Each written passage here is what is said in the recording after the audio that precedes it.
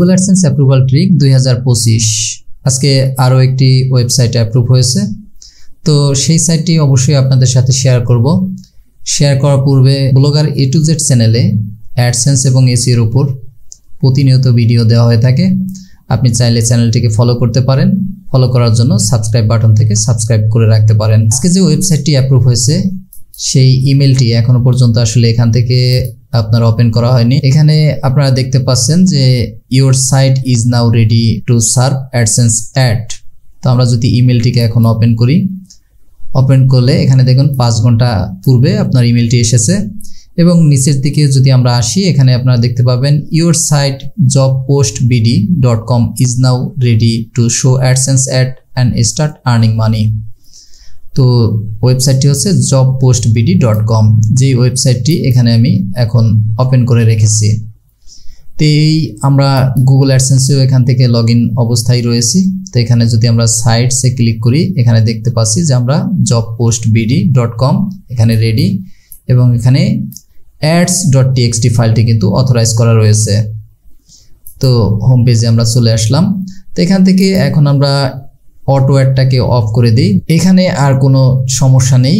তো এই ওয়েবসাইটের টোটাল পোস্ট সংখ্যা ছিল আপনার পাবলিশে 151টি, কিন্তু এরপরও কিন্তু বারবার লো ভ্যালু কন্টেন্ট এরর সমস্যা দেখিয়েছে। তো মূলত প্রথম থেকে আমি আপনাদেরকে বলি প্রতিটা ভিডিওর ভিতরেই যে আপনারা বর্তমানে গুগল একটা জিনিস বেশি খুব ফোকাস দিচ্ছে, যে সেটা হচ্ছে যে আপনার কন্টেন্ট এবং পাশাপাশি আপনার ডিজাইন, দুইটা জিনিস আপনারা অবশ্যই মাথায় রাখবেন। কন্টেন্টের পাশাপাশি অবশ্যই ডিজাইনটাকেও ইউনিক করার চেষ্টা করবেন। ইউনিক বলতে আপনার ধরেন ফ্রি থিম বা প্রিমিয়াম থিম আপনি যেটা দিয়ে করেন কোনো সমস্যা নেই, কিন্তু ডিজাইনের ভিতর আপনি এমনভাবে ডিজাইনটা করবেন সেটা যেন মনে হয় যে ইউনিক একটা ডিজাইন। আমি all mobile price in Bangladesh সেটার ডিজাইন যেমন ছিল সেটাও কিন্তু জেনারেট প্রেস দিয়ে করা ছিল, সেটার ডিজাইন ছিল অন্যরকম, এটার ডিজাইন আবার আর এক রকম করা হয়েছে। তো প্রতিনিয়ত আপনি যখন গুগল অ্যাডসেন্সের কাছে আসলে অ্যাপ্লাই করবেন আপনি চেষ্টা করবেন অন্যান্য যারা রয়েছে তাদের ওয়েবসাইট থেকে আপনি ব্যতিক্রমভাবে আপনার ওয়েবসাইটটিকে ডিজাইন করার, এটা হচ্ছে মূল একটা কথা। আপনার ওয়েবসাইটের ডিজাইনের ক্ষেত্রে নেভিগেশনগুলো আপনি সিম্পলভাবে রাখবেন, এখানে আর তেমন কোনো সমস্যা নেই। এবং পাশাপাশি নিচে আপনি উপরেও রাখতে পারেন প্রয়োজনীয় যে আপনার পেজগুলো, about us, contact us, privacy policy, terms and condition, disclaimer. তো এই জাতীয় পেজগুলি আপনি এখানে রাখবেন এবং পেজগুলি আপনি চেষ্টা করবেন সবসময়, আমি বলি যে অ্যাবাউট আস পেজটা শুধুমাত্র আপনি এই পেজটাকেই শুধুমাত্র আপনি নিজের ভাষায় লিখবেন। বাকি যে পেজগুলো আছে contact us, privacy policy, terms and condition, তো অ্যাবাউট আসে আপনার যে ওয়েবসাইটটা আসলে কি সম্পর্কে তার একটা বিবরণ আপনি এখানে তুলে ধরবেন, সেটা হোক ছোট অথবা বড় আকারে যদি আপনি লিখতে পারেন তাতে কোনো সমস্যা নেই। তবে এখানে আপনি অবশ্যই নিজের ভাষায় লিখবেন, এখানে কোনো ধরনের কোনো কপিরাইট করবেন না, কারো থেকে টেক্সট কপি করে এনে সেটাকে এডিট করে লেখার দরকার নেই। আপনার ভাষায় আপনি লেখেন যতটুকু পারেন, কোনো ধরনের কোনো সমস্যা নেই। আর বাকি যে পেজগুলা কন্ট্যাক্ট আস পেজে আপনি যে কাজটা করতে পারেন, কন্ট্যাক্ট আস পেজে শুধুমাত্র আপনার একটা ইমেল এবং আপনার যে ওয়েবসাইট এই দুইটা দিলেই হবে, বাদ বাকি টেক্সটেরও কোনো প্রয়োজন নেই, ঠিক আছে? এখানে জাস্ট দুইটা দিলেই হবে। এবং প্রাইভেসি পলিসি পাশাপাশি টার্মস অ্যান্ড কন্ডিশন, ডিসক্লেমার, এগুলো আপনার জেনারেট করা যায়। আপনি চাইলেই অনায়াসে শুধু লিখলেই হবে প্রাইভেসি পলিসি জেনারেটর।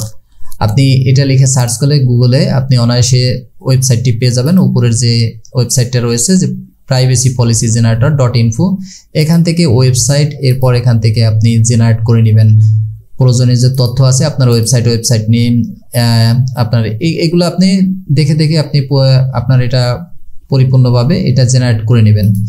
সেম একইভাবে আপনি পাশাপাশি যে ডিসক্লেমার, আপনার টার্মস অ্যান্ড কন্ডিশন, এই পেজগুলো একইভাবে আপনি গুগল থেকে জেনারেট করে নেবেন, এতে কোনো ধরনের কোনো সমস্যা নেই।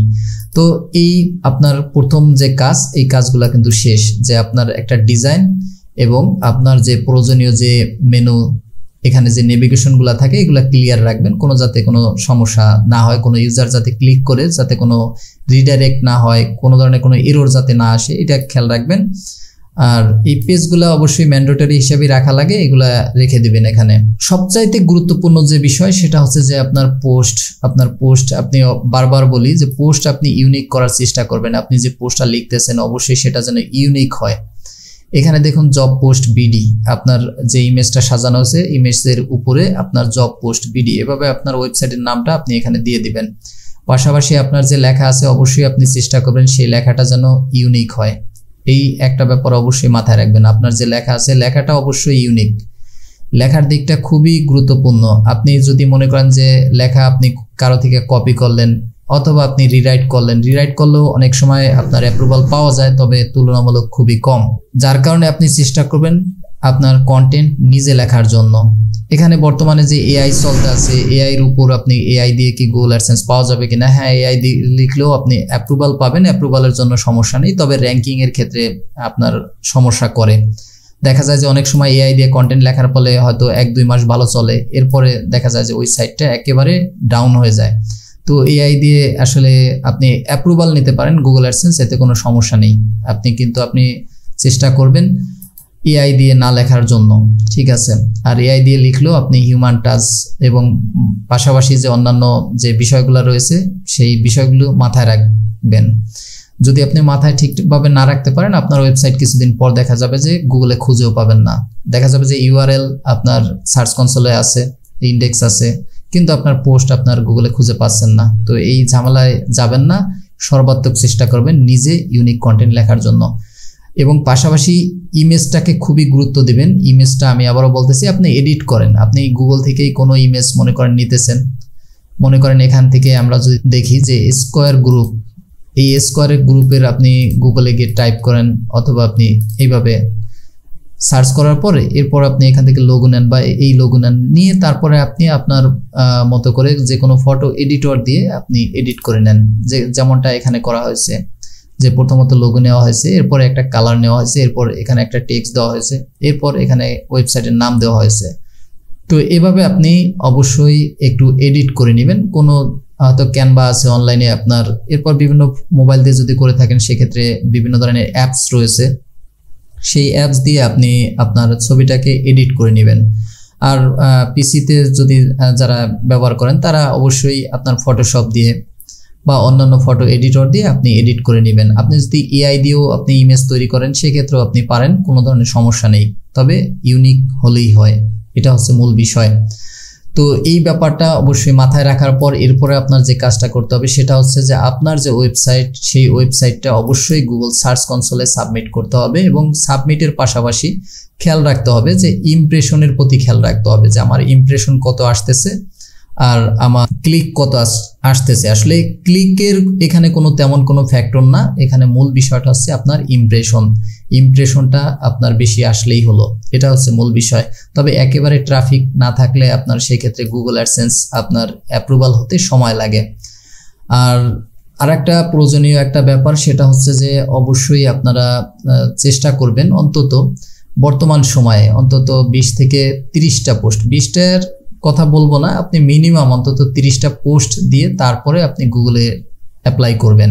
এবং অ্যাপ্লাইটা ঠিক তখনই করবেন যখন দেখবেন যে 2-3 ট্রাফিক ঠিকঠাকভাবে আসতেছে। যদি আপনার ট্রাফিক 2-3 জন হয় কিন্তু যদি আপনার কন্টেন্ট কোয়ালিটি যদি ভালো হয়, ওই 2-3 জন ট্রাফিকই আপনার গুগল অ্যাডসেন্স অ্যাপ্রুভ হয়ে যাবে, এতে কোনো ধরনের কোনো সমস্যা নেই। তো আশা করি পুরো বিষয়টা আপনাদেরকে বোঝাতে পেরেছি।